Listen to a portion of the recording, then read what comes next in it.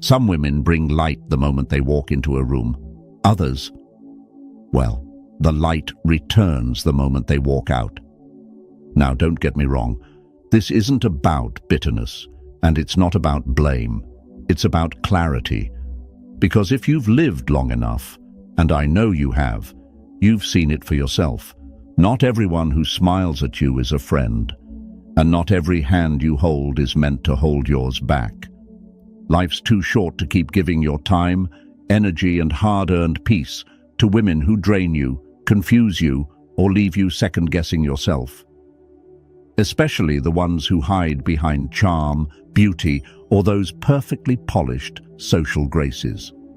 In today's video, we'll uncover 6 unmistakable signs of bad women, traits you can't afford to ignore. This isn't about judgment, it's about wisdom, about recognizing who deserves a seat at your table and who's only there to take the bread. As Marcus Aurelius once said, "The happiness of your life depends on the quality of your thoughts." I'd add, it also depends on the company you keep. Let's sharpen that clarity together. Ready? Let's begin. 1. She's always the victim. The first sign of a bad woman is one many men overlook until it's too late. She's always the victim, and I mean always. It doesn't matter if it's a stranger at the grocery store, her best friend of 20 years, or her last 3 ex-husbands. Somehow, in every story, she's the one who got hurt, betrayed, or wronged. You sit across the table from her, listening, nodding, maybe even feeling protective at first. She's convincing. She paints vivid pictures of how unfair life has been to her, how misunderstood she is. And if you're not paying close attention, you might think, maybe she just needs someone to treat her right. That's the hook. But the longer you stay, the more you realize, this isn't about past wounds. This is about control. I knew a man, Tom, a good man, steady, kind. He met a woman like this after his divorce. At first, he thought she was refreshingly open. She told him everything, how her ex lied to her, how her boss held her back because he was intimidated by strong women, how her family always took her sister's side growing up. He admired her strength for getting through all that. But as the months passed, the stories never stopped. And they always followed the same script. Everyone was toxic. Every job ended unfairly. Every friendship ended in betrayal. Eventually, Tom found himself playing a role he didn't sign up for. He was either the hero, constantly reassuring her she was right, or the villain when he disagreed, or heaven forbid, suggested she take some responsibility. This is where it gets dangerous. A woman who sees herself as a perpetual victim will never take ownership of her role in anything. She will rewrite every situation to suit her version of the truth. And if you get close, you'll be dragged into that narrative, often as the next source of her suffering. You'll be the one who let her down, the one who never really understood her. It's a cycle, and it's exhausting. Stoicism teaches us that we cannot control other people. We can only control ourselves. Marcus Aurelius said, "You have power over your mind, not outside events. Realize this, and you will find strength." But the woman who clings to victimhood refuses that power. She surrenders to life's circumstances and demands that everyone else bear the weight of her emotions. She will drain your energy, your patience, and if you're not careful, your peace of mind. So, what do? You recognize it for what it is. You stop playing the rescuer. You don't take responsibility for someone else's wounds that they refuse to heal. You stay grounded in reason, not emotion. You offer compassion, but you keep your boundaries. And if the stories never change, you step back, quietly, firmly. Stoic wisdom reminds us that peace is found within. And if someone repeatedly pulls you into chaos, it's not unkind to walk away. It's wise. 2. She's addicted to drama. The second sign is one you'll feel in your gut before you see it with your eyes. She's addicted to drama. And I don't mean the occasional emotional outburst we're all guilty of now and then. I'm talking about a woman whose entire life seems like an endless stage play, one she's directing, starring in, and rewriting by the hour. If life around her gets too calm, too steady, she'll find a way to light a match and burn it down just to feel alive again. To her, peace is boring. Stability makes her restless. And without even realizing it, you'll be pulled into a cycle of conflict, confusion, and emotional chaos that never seems to end. The pattern usually starts small. Maybe one day she's upset because you were distracted while she was telling a story. Or you didn't text back quickly enough, and suddenly it's proof you're pulling away. What was a quiet evening turns into an argument you didn't see coming. You spend hours trying to explain yourself, apologizing for something you don't fully understand, and by the end of it, you're the one exhausted, while she seems strangely energized. That's the thing about people who thrive on drama. It gives them a sense of control. Chaos becomes their comfort zone because it keeps them at the center of attention. The world spins around their emotions, and everyone else is left trying to keep up. From a Stoic point of view, this behavior makes perfect sense when you strip it down. Seneca once wrote, "An angry man opens his mouth and shuts his eyes." And this applies here. A person addicted to drama isn't interested in truth or resolution. She's interested in the feeling of power that comes with stirring emotions, whether her own or yours. She loses sight of reason because she's blinded by impulse and emotion. She's not looking for harmony. She's looking for stimulation. And if you happen to be the nearest source of it, you'll be caught in the crossfire. The real danger for you is how easy it is to get swept up in it. You may tell yourself that you're helping, that you're calming things down, but you're not. You're playing your part in her drama, whether you mean to or not. And over time, it chips away at your peace, your clarity, and eventually, your sense of self. You become reactive, anxious, walking on eggshells, wondering what will trigger the next storm. And when a man loses his inner stillness, he loses his greatest power. The solution? Distance. Not necessarily physical at first, but emotional. Step back. Let the waves crash without jumping in to save anything. Observe, but don't participate. As Epictetus taught, we can't control others. We can only control how we respond. And sometimes the wisest response is silence, space, and the refusal to engage in someone else's chaos. You're not obligated to be an actor in anyone's drama. Your role as a Stoic man is to remain grounded, steady, and above all, free. 3. She controls through guilt. Did you know that guilt is one of the most effective tools of psychological control? Studies show it activates the same regions of the brain associated with physical pain. That's why it feels heavy. That sinking feeling in your chest, the tightness in your gut. It's not all in your head. And some women, the wrong women, know exactly how to pull those strings. The third sign of a bad woman is this. She controls through guilt, not directly, not openly, but in quiet, calculated ways that make you second-guess your own decisions. At first, it seems like she's just sensitive. Maybe she gets upset when you cancel plans to focus on something important at work. Maybe she goes quiet when you suggest taking a little time for yourself. You think, she just needs reassurance. So you offer it. You cancel your plans. You rearrange your priorities. And each time, you give up a small piece of yourself to avoid seeing that disappointed look in her eyes. You know the one. It says, "I thought you were different. I thought I mattered more." She never has to say it out loud. Her silence is enough. Her sigh is enough. You start to feel like you're failing her, like no matter how hard you try, it's never quite enough. And here's the tricky part. You don't even realize it's happening until you've already crossed your own boundaries.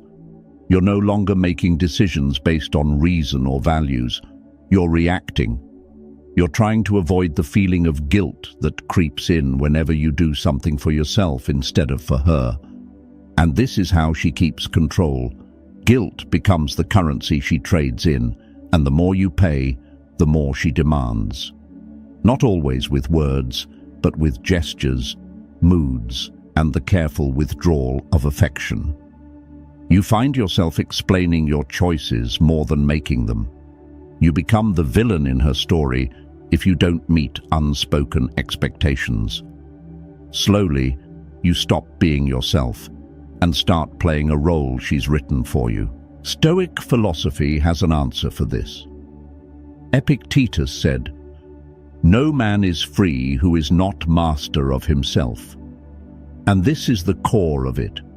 When you allow guilt to guide your actions, you've already surrendered your freedom. Guilt clouds judgment. It pulls you into a cycle of appeasement where you lose sight of your own purpose and values. The solution isn't to fight or argue. It's to set clear, steady boundaries. To act from reason, not from fear.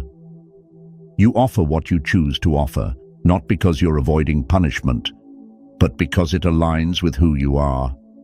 And when she tries to pull on those old strings of guilt, you remain still, calm, resolved. A man who knows his values, who stands firm in them, is free. And freedom is something no amount of guilt can ever take from you, unless you give it away. 4. She lacks empathy.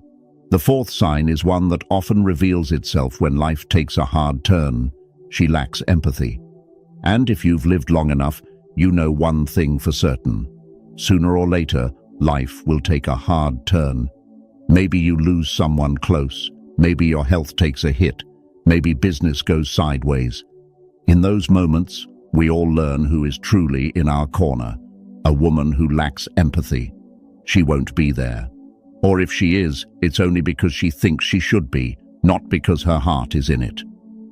You'll notice it in small ways at first. Maybe you mention feeling worn out after a brutal week, and she glances up from her phone for half a second before steering the conversation back to something about her day, usually something trivial.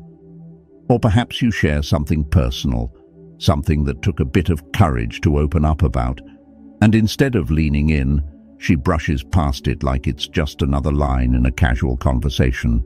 There's a distance there. You feel it. It's not just that she doesn't understand. She doesn't care to. A man I know, someone I respect, once told me about a woman he dated after his wife passed away. At first, she seemed supportive. But when the real weight of his grief surfaced, when he needed someone who could just sit with him in the quiet and be there, she became uncomfortable, restless, impatient. She didn't have the emotional range to meet him where he was. Instead, she changed the subject. She offered shallow reassurances and then steered things back to herself, her plans, her problems, her life. Eventually, he realized he was lonelier with her than he was by himself. And this is where we bring in Stoic thought. Marcus Aurelius wrote, "Waste no more time arguing what a good man should be one." But I'd offer this addition: waste no more time hoping someone will become something they are not. Empathy isn't something you can teach or coax out of someone. It's either there or it's not. And when it's missing, you'll feel it in your bones. An empathetic partner doesn't need to fix you. She doesn't even need to say much. But her presence, steady, calm, and sincere, reminds you that you're not alone. A woman who lacks empathy can sit right next to you, yet you'll feel miles apart. If you find yourself making excuses for why she seems distant during your hardest moments, stop. Pay attention to that feeling. Stoicism teaches us to accept what is, not what we hope for, but what is. And what is, in this case, is simple. If she cannot meet you with compassion when life gets hard, she will not be there for the storms to come. The solution isn't to demand more from her. It's to choose differently for yourself. Walk away if you must, not in anger, but in clarity. Life's too short to be with someone who listens with their ears but not their heart. 5. She's obsessed with superficial things. The fifth sign is one that's easy to overlook at first, but over time it will drain the life right out of you. She's obsessed with superficial things. Not in a casual, harmless way.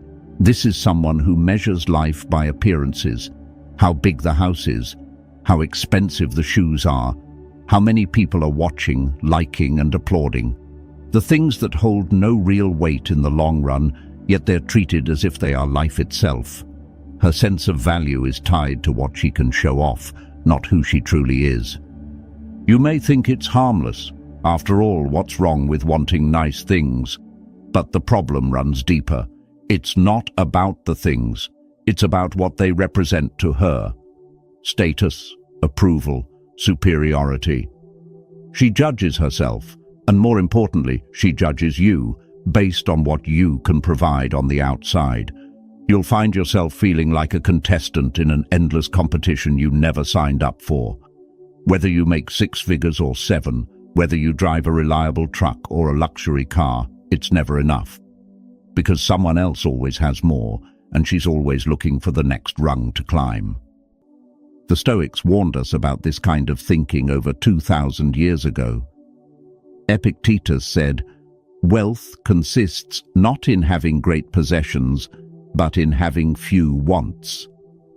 And yet, a woman who is obsessed with status and appearance is never content. No matter what she gets, it's not satisfaction she feels. It's a momentary high, followed by the emptiness of wanting more. It's like trying to fill a broken jar. Everything you pour in leaks right back out. She's caught in the cycle of chasing externals, and if you tie yourself to her, you'll be dragged along for the ride. But here's the truth that Stoicism teaches us. Externals are indifferent. Marcus Aurelius called them things indifferent, meaning they don't add or subtract anything to who you are as a human being. Character is what matters. Virtue, how you live your life and what you stand for. A woman who can't see past the surface will never recognize that in you, no matter how deeply you live by those principles. Seneca said, "It is not the man who has too little, but the man who craves more, that is poor." The woman obsessed with superficial things is the poorest kind of companion, because she will never know contentment and she will never offer peace. And peace, my friend, is what a stoic man guards above all else. If you find yourself with someone like this, someone who cares more about how things look than how things truly are, understand this. You will lose yourself if you try to keep up. Your energy, your dignity, your peace. It will be spent chasing shadows. The solution is simple, though not always easy. Walk away, not out of bitterness, but out of wisdom. Because a man who values his peace knows when to leave a shallow life behind. 6. She can't admit she's wrong. The sixth sign is one that reveals itself in those small moments of disagreement that turn into something much bigger than they should be. She can't admit she's wrong. Not ever. You could lay out every fact, explain your side with calm reason, even show proof so obvious a child would understand it, and still, she'll twist the story to make herself right. And if she can't win on facts, she'll shift the ground beneath your feet. Suddenly, it's no longer about the disagreement at hand, but about how you're making her feel, or how you're attacking her character, or how you always do this. The original point vanishes under an avalanche of emotional deflection. At first, you may think it's just pride, or maybe she's having a bad day. But over time, you realize it's not just occasional stubbornness. It's a pattern. She cannot own her mistakes, no matter how small. She will defend a bad decision, a hurtful comment, or an obvious oversight until the very end, because in her mind, being wrong equals being weak. And weakness, to her, is unacceptable.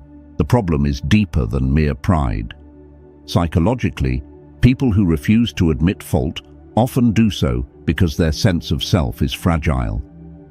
Accepting blame feels like a threat to their identity, so they fight to protect it at all costs. But when someone makes being right the goal in every interaction, they sacrifice something far more valuable: growth, connection, and trust. Because a person who cannot acknowledge fault cannot learn, and a person who cannot learn cannot grow. The Stoics understood this better than anyone. Marcus Aurelius wrote, "If anyone can refute me, show me I'm making a mistake or looking at things from the wrong perspective, I'll gladly change. It's the truth I'm after." That's the mark of real wisdom, the ability to welcome correction as an opportunity, not an attack. When you find someone who rejects that principle, you'll find yourself in a relationship where your perspective is always under suspicion, and the weight of being the reasonable one always falls on your shoulders. That burden is exhausting, and it's lonely. A relationship like this becomes less about connection and more about control. And the irony is, by refusing to admit fault, she loses the very thing Stoics believe gives life its purpose: the pursuit of truth. If she can't say the simple words, "I was wrong," she's not just protecting her pride, she's walling herself off from growth, understanding, and ultimately, from love itself. For a Stoic man, this is where clarity becomes essential. You must choose humility and truth in your own life, and you must choose a partner who does the same. Not because she's perfect, but because she's willing to be imperfect, and brave enough to admit it.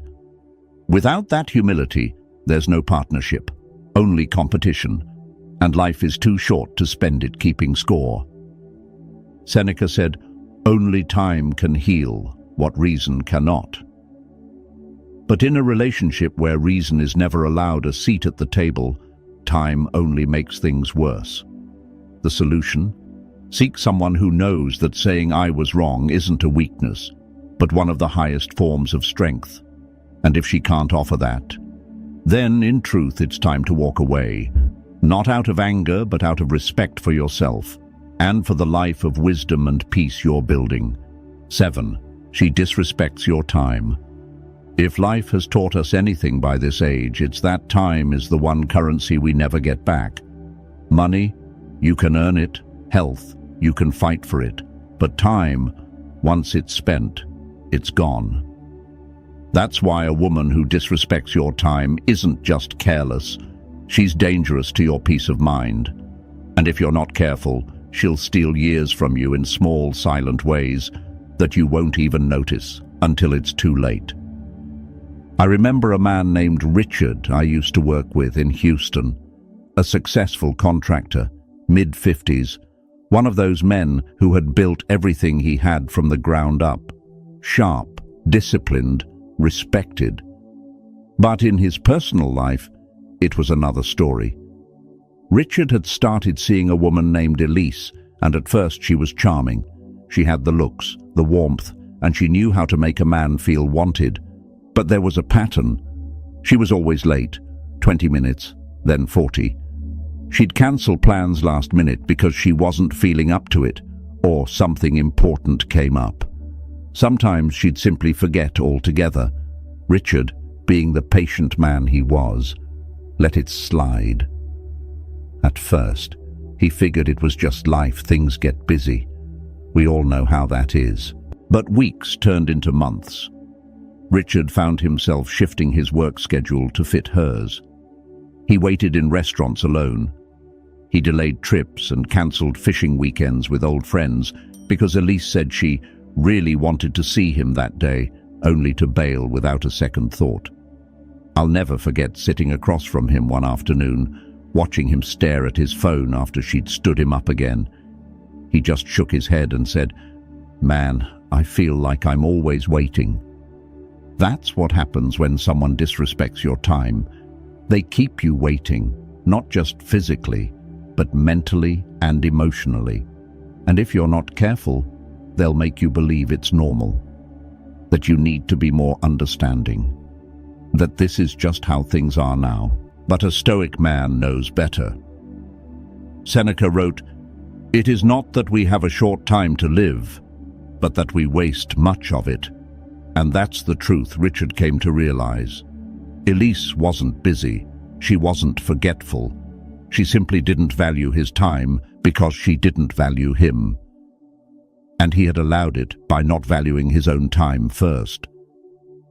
The solution isn't confrontation or ultimatums. It's clarity. Respect your own time as fiercely as you respect your life, because they are one and the same. A woman who honors you will honor your time. She will show up when she says she will. She will treat your minutes as something sacred, because they are. Epictetus asked, "How long are you going to wait before you demand the best for yourself?" Richard stopped waiting, and so should you. Time wasted is life wasted. Spend yours where it's valued. I would love to hear about your journey and triumphs. Please hit subscribe, turn on the notification bell, and leave a comment below to share your story, your successes, and even the challenges you've overcome. If you're not sure what to comment, just write, "I love this," to show that you've completed this session. Your engagement helps this community grow toward wisdom and the art of turning every challenge into an opportunity. I'll leave 2 more videos here so you can continue learning and growing on your personal development journey. Thank you, and I'll see you in the next video.